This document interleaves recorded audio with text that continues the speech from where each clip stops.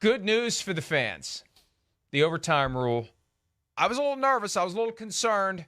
I was worried there may not be a consensus around any one approach, which causes the NFL sometimes to say, let's just keep doing what we're doing for the postseason.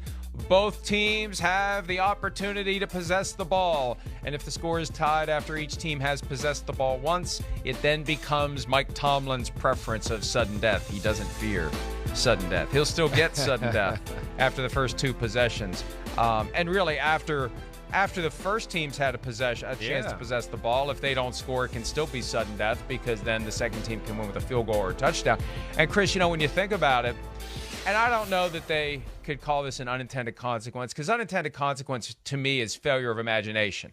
Because it isn't that hard to sit down and just kind of BS back and forth about all the different ways this is going to go. And I'll tell you one way it's going to go. You're going to have teams that win the toss and kick. You're going to have that happen a lot, especially if weather is a factor at all, if wind is an issue at all. Home field advantage, you're going to have I think a lot more teams now are going to be very inclined to kick because if you give up a touchdown on the first drive, you're going to know exactly what you need. You got 4-down territory, the full length of the field. And then you hold the fate in your hands. You score a touchdown, assuming the team that had it first gets 7. Yeah. You can go for the win, and 2, go for the loss, because the other alternative is sudden death. So I love that aspect of it where Marty Morningweg's decision from 2002 or 3 where he kicked to start overtime isn't going to be as crazy anymore. Not going to be as crazy. I'm with you, and in fact, I think that will be the plan of attack for most teams. Gauge it out. Let's see. Maybe we stop them. Maybe we get the ball in good field goal position. Like you said, you know what you want, and I think you hit on the other unintended consequence. At least that's what I thought of. Again, this rule has got the spotlight on it because of why. The Mahomes, Josh Allen shootout, that was maybe the most exciting last 5 minutes we've ever watched in a football game ever in the history of football. We didn't get to see that. So, yes, the kicking off at overtime, but to what you're saying, the go for 2 for the second team that scores. One team scores a touchdown, now the other team gets the ball, gets a chance. I would think in a game like we saw in that divisional Sunday, Bills-Chiefs, that would be the game you'd see it. McDermott would make the decision to go, you know what, our defense, I give up. We're not going to stop Mahomes and them. That's it. We're going to go down right here. Josh Allen's going to win the game or we're going to lose. Here we go. And I think that's the other unintended consequence of this that I really like. I really do. So I think it was the appropriate change. I'm glad they didn't do it even in the regular season. I think it's special just to have this in postseason play, not drag on the games, worrying about, I guess it is a 17-game season and all that. You get to the playoffs, hey, it's the better teams, it's the better quarterbacks. We don't want to see teams go out like that. I guess that's why there's a little added emphasis to me, and I'm glad they made the change.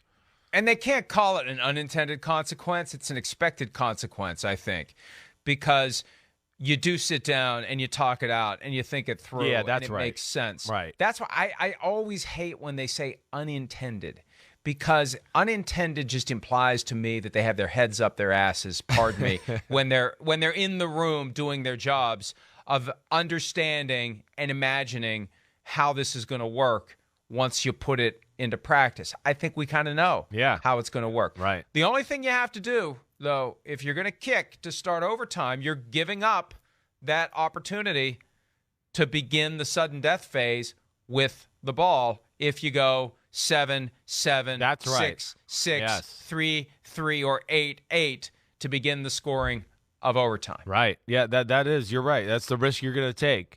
Wait, we kick off, they score, we score, now they get the ball, and if they score, the game is over.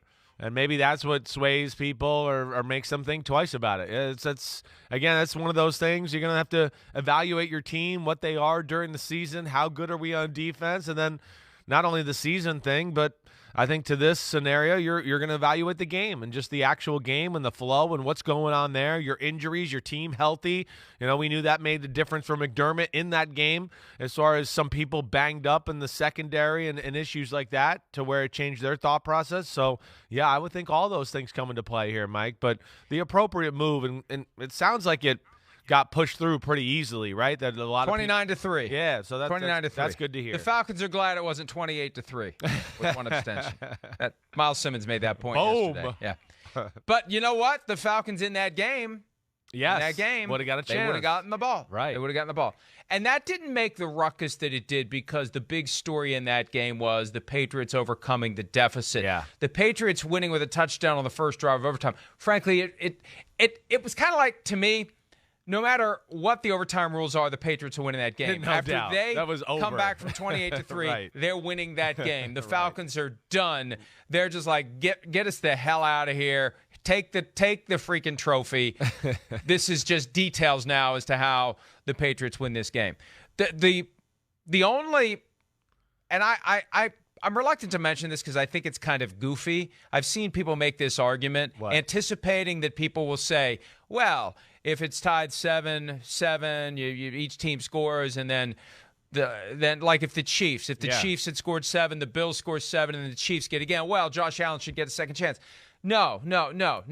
Because if the Chiefs score 7 and the Bills go down the field, they have an opportunity to win the game with their offense if they choose to do it.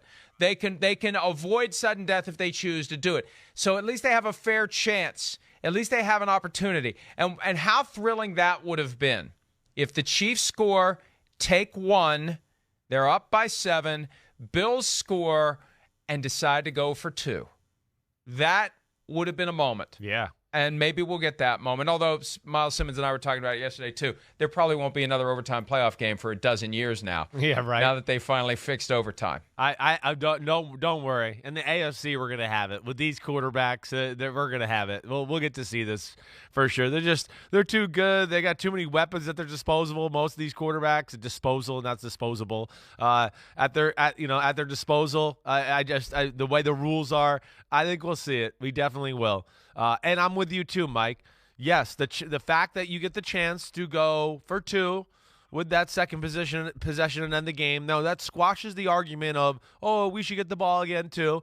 And, at some point we got to draw a line here. Again, there's, like we talked about, there's $1 million players on the defensive side of the ball too. They got to make a stop. That can't always be perfectly fair for everybody. This isn't the second grade YMCA league where everybody gets a blue ribbon for great participation. It's not everything's going to be perfect. What they're doing here, I think, is the best possible thing they can do for right now. It is very fair, especially with the fact that, like you said, that second team can go for 2 and end the game. So I like it. And, yeah, I saw some of that on Twitter and social media too, but come on. Yeah, look, the only way to eliminate that concern that there is a lopsided opportunity to do whatever is necessary to be done in overtime is to switch to the college system where there's always a chance to match, or my preferred approach, which they won't do because it's too gimmicky, which we're going to see begin next month with the USFL, the 2-point conversion shootout, where you go back and forth trying to score from the 2-yard line. They're going to do it 3 times each in the USFL, and then after that, they go back and forth until somebody gets it and somebody doesn't. In theory, it could last forever. Yeah, well, we saw a college game that lasted forever like that last year. What was that, Penn State and somebody? I can't remember exactly who it was. Pete, maybe you'll remember. But, yeah, to me, that's not really football. It's taking a lot of factors of the game out of it. And it was Penn State, Illinois. Way to go, Pete, coming up with their 9 overtimes. Listen, I was watching. It really wasn't that cool after overtime 4. It was kind of like, oh my gosh, because some of it was bad too. But you're a little bit again, it's not football from the 2-yard line and some of that stuff. It doesn't seem the same. I don't want to see that. And there's the other problem, too, from the standpoint of preparing to play in a game.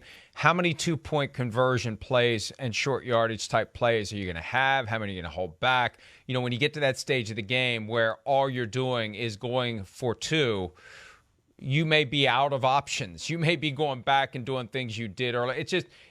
Look, I like it from the standpoint of you can present it in a way that would be very compelling. And I've suggested 44 guys on the field, 25 seconds between plays, split the officiating crew, and just ping-pong it back and forth. That would make for a very compelling 2 or 3 minutes until it was all resolved. But it's not real football. Right. They wanted a change to overtime if they were going to do one that would have been continuation of the game of football with special teams a factor, offense, defense, normal stuff at play.